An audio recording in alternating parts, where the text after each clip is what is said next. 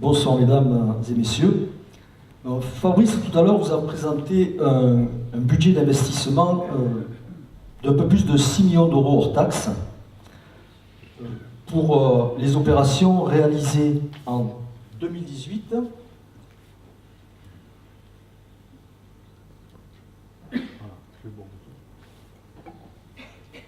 et en cours d'achèvement.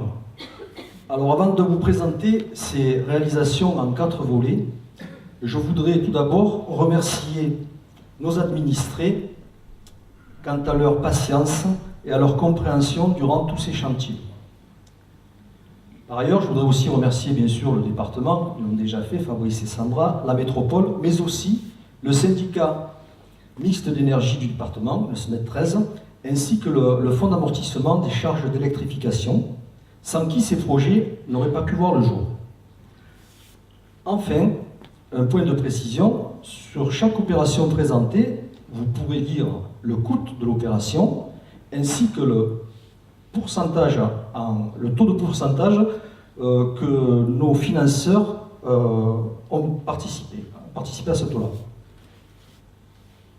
Alors ces 6 millions d'euros, on les a investis pour requalifier nos entrées de ville.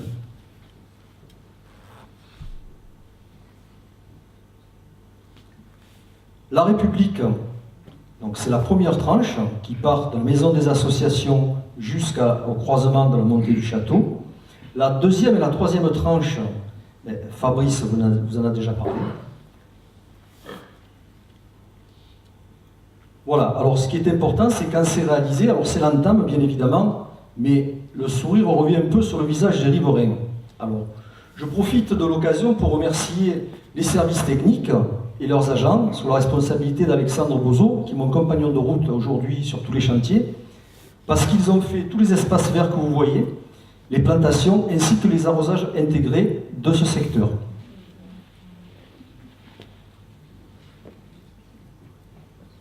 Le Grand Valard, une artère importante aussi de la commune, dans l'entrée de ville, qui a été requalifiée aussi. Alors effectivement, les plantations ne sont pas encore là, elles seront là en novembre. Avant la fin novembre, on dit qu'à la Sainte-Catherine tout va bien, donc on verra. Juste une précision sur le mur en gabion, c'est pour protéger d'une part le talus et surtout l'espace enfant qu'il y a en dessous. Donc là, c'est totalement sécurisé. Et enfin, l'avenue Frédéric Mistral.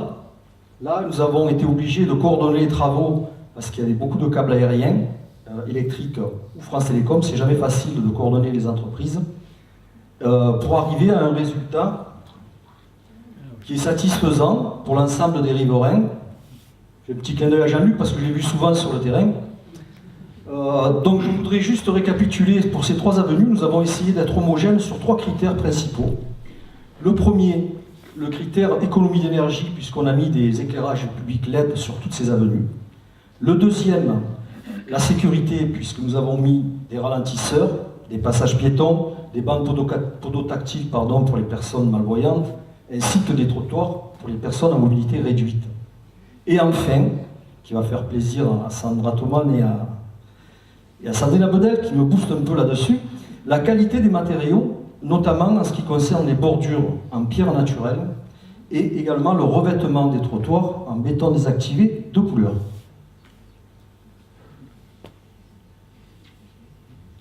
Alors nous avons également créé de nouvelles structures et amélioré notre cadre de vie. Alors, je vais passer rapidement parce que Fabrice vous en a déjà parlé. Alors, le complexe du plateau sportif, simplement pour détailler un petit peu, on n'a pas échappé aux fouilles archéologiques prescrites par le préfet. Donc, mécanique dans un premier temps, puis un peu plus affiné manuellement sur la diapo de gauche. Et aujourd'hui, à ce niveau-là, les plateformes du stade et des tennis sont à la côte. Et malgré un temps exécrable de pluie, nous pensons que le gazon synthétique sera posé avant Noël. La construction de la micro-crèche, juste un petit détail sur la solidité de cette structure en béton vibré sur l'ensemble de tous ces murs.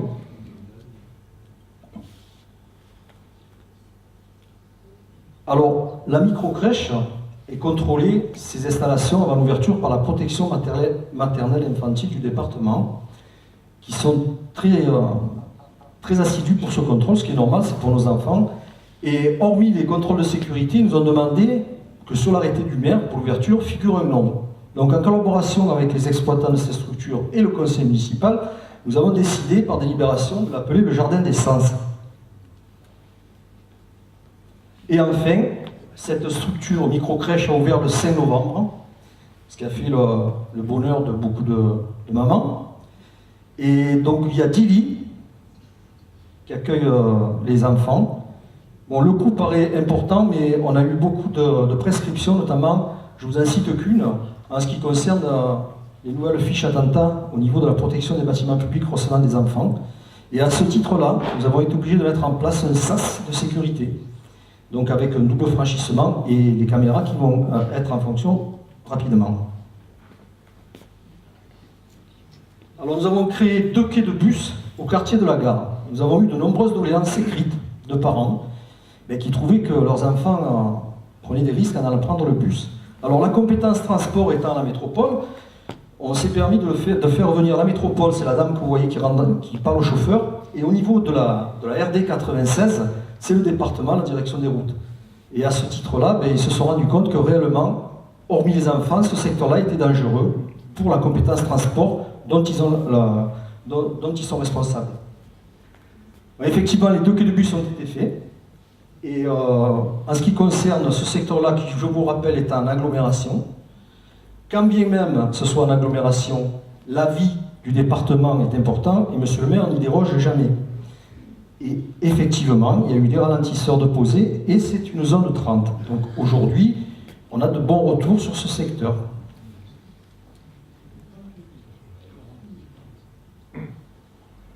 Alors l'agenda d'accessibilité programmée, c'est une loi qui nous l'impose depuis longtemps à toutes les communes. Donc sur la commune, nous avons terminé. Vous pouvez entre autres voir les espaces extérieurs, notamment le théâtre de verdure et les écoles. Alors nous avons essayé de protéger le village des inondations et renforcer nos réseaux.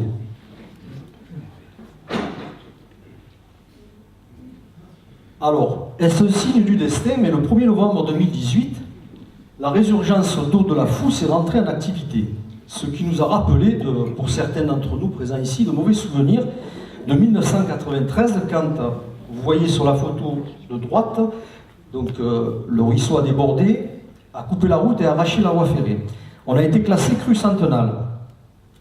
Donc l'équipe municipale a déjà travaillé sur ce dossier, a décidé de procéder à la création d'un bassin d'orage par affouillement, je précise bien, sur l'ancienne carrière de Réclavier, qui n'exploite plus depuis des années. Seul un concasseur, bien sûr, est en fonction pour les agrès qui viennent de l'extérieur.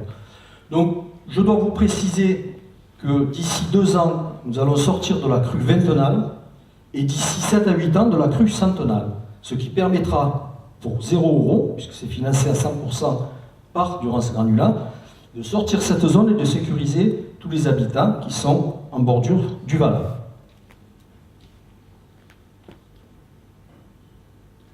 Nous avons procédé également, il y a eu beaucoup de travaux, au maillage d'eau potable des quartiers extérieurs. Alors, sur cette image, il y a 2 choses que je veux que vous regardiez. La première, c'est le monsieur, devant lui, il y a un tampon, vous voyez, une vanne. Ça, nous avions mis avec Fabrice, quand on a fait le rond-point de la baraque en 2011, cette prévision qui traverse toute la RD 96 pour notre entrée sud.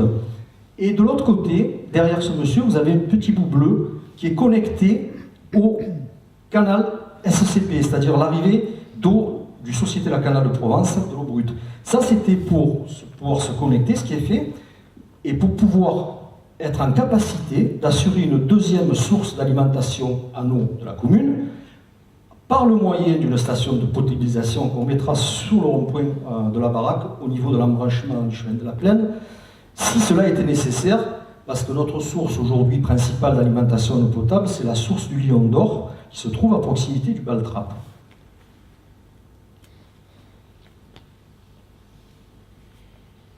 Alors Sandra nous a présenté tout à l'heure pas mal de projets, ce qui est très important pour nous, mais elle l'a souligné, les projets nécessitent aussi des réseaux.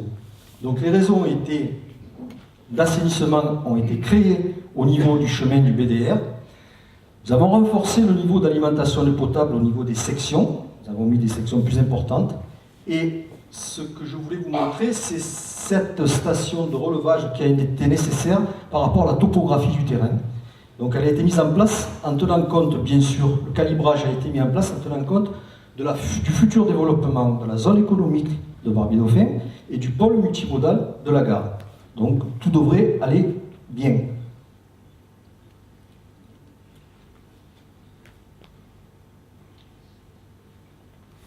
Alors l'enfouissement de la ligne haute tension, ce qu'on appelle plus communément la HTA. Donc cette ligne, c'est un programme d'Enedis qui est pris à 100% bien sûr en charge, mais ça a été un combat de longue haleine, puisque c'est un programme qui part de Jouques jusqu'à Venelle, jusqu'à Parouillet. Et donc cette ligne haute tension passe dans notre massif boisé. Et ce que je peux vous dire, c'est qu'il y a des pylônes qui sont très rouillés dans ce secteur-là, pour ceux qui vont un petit peu. Il y en a certains qui tiennent par des cordes, donc ça a été un combat qu'on a eu avec Mireille, l'ancien maire, avec Fabrice aussi également. Voilà, donc aujourd'hui les travaux sont pratiquement terminés pour la commune de Méran. Donc vous voyez un petit peu ces conséquences de nos travaux. Donc il n'y aura plus de câbles. On a profité aussi de coordonner les travaux pour, sur la photo de droite, vous voyez qu'il y a des câbles avec de France Télécom. Et c'est vrai que les administrés ne comprendraient pas qu'on fasse des tranchées pour enfouir la HTA, et puis quand c'est fermé, qu'on leur laisse les câbles de basse tension et de France Télécom devant chez eux. Donc on est allé chercher les subventions, et c'est le syndicat mixte qui nous a aidés, au travers du département toujours, pour procéder à ces travaux communs. Donc fin novembre, les travaux seront finis, la dépose se fera en février. Les renforcements au centre urbain, il n'en reste plus beaucoup, donc je vais aller assez vite. Ici, c'est l'avenue Alphonse Daudet. Donc après travaux, effectivement, il y a une différence pour l'environnement, mais aussi pour l'embellissement de votre patrimoine. L'enfouissement des réseaux, alors ça c'était l'avenue du Grand Valat, du côté du rond-point de la Maternelle jusqu'à l'espace Vincent Scotto. On peut se rendre compte là aussi de la coordination importante qu'on a dû faire pour arriver à lever tous ces câbles, et aussi l'ancienne station qui menait de l'eau à l'ancienne colonie de vacances. Le résultat est probant, bien évidemment. La dernière photo concerne José Darbaud devant la Maternelle. Alors là, c'est magnifique, puisque le château maintenant, Sandra vous l'a dit, il a été rénové, il est magnifique, et il n'y a plus les câbles devant pour qu'on puisse le voir encore mieux. Et je terminerai donc par le dernier volet, c'est la sauvegarde de notre patrimoine forestier. En plus, il y a le chef de corps dans la salle, si je dis des bêtises, il me reprendra. Donc le massif forestier de Mérarques, notre commune compte 4350 hectares de superficie. Nous avons 1800 hectares de boisés, donc un peu plus de 800 hectares de bois communaux. Donc quand on y regarde de plus près, entre le massif Sainte-Victoire, Concours Sainte-Victoire, et le massif du Concours, on se rend compte que c'est très dense, ça vient ceinturer le village après, et de l'autre côté, au niveau de la Trévaresse, du massif, les quartiers ouest sont impactés aussi conséquemment, notamment les quartiers de la Loube, des Traversières, du Défend. Donc notre grande crainte, c'est l'image que vous voyez ici. En 2017, un incendie important a eu lieu sur la Bastidonne, de l'autre côté de la Durance. Ce qui s'est passé, c'est que ça a sauté sur la commune de Pérol, à peu près au niveau de Mirabeau. Donc on était avec le maire de Pérol, c'est vrai que c'est impressionnant. Et donc Mérarques était en ligne de mire. Donc si c'était venu chez nous, ça aurait été aussi catastrophique. Donc pour remédier à tout ça, on a des entités qui nous aident, je vais le souligner, c'est les sapeurs forestiers de Pérol, sapeurs du département. Donc leur principale action, ce sont des travaux sur des poudrières. Pourquoi poudrières? Parce que c'est pris à 100% en charge par le département. Alors pour être déclaré poudrière, bien sûr, il faut que ce soit des risques importants, et dans le porté à connaissance du préfet, feu de forêt, on a des secteurs qui sont importants au niveau de la RD 96, notamment ceux-ci. travaille sur Carrière de Vaumartin, sur la poudrière du Défend, sur la poudrière du Petit Barry et sur la poudrière de l'Oratoire. Une autre entité nous aide énormément dans cette mission-là, et toujours à 100%, c'est le service Forêt Métropole au travers de la direction du grand site Sainte-Victoire. Alors eux, ils travaillent beaucoup plus sur les pistes d'accès des FCI pour que les pompiers, pour que les secours puissent intervenir dans de bonnes conditions sur un départ de feu de forêt. Alors notamment la CO201 qui part de la Fousse jusqu'à Jalaï, et surtout aussi la nouvelle piste là, qui a été un petit peu remise en conformité, je dirais, qui part de Méran jusqu'à Venelle par le chemin de Parouvilliers. Ah, je suis à l'envers. Non, c'est ça. Et la dernière diapositive, c'est notre partenaire de toujours, je dirais, c'est l'Office national des forêts, qui eux travaillent aussi sur certaines pistes dans le cadre des BDS, des bandes de débroussaillement sécurisées, et puis ils s'occupent aussi de nous en ce qui concerne la vente de bois communaux, en préservant bien sûr les intérêts de la commune. Et pour ce faire, nous avons renouvelé notre contrat, notre plan d'aménagement forestier, pour une durée de 20 ans. Et la présentation de ce plan a été validée par l'ensemble du conseil municipal, que je remercie encore une fois.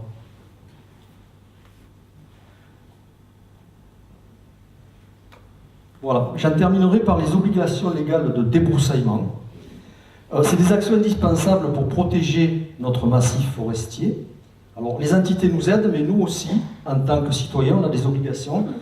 Donc, une réunion d'information a eu lieu en 2017 dans cette même salle. Il y avait 100 personnes, donc avec toutes les entités, que ce soit le SDIS, que ce soit l'ONF, qui étaient là pour vous conseiller, vous expliquer.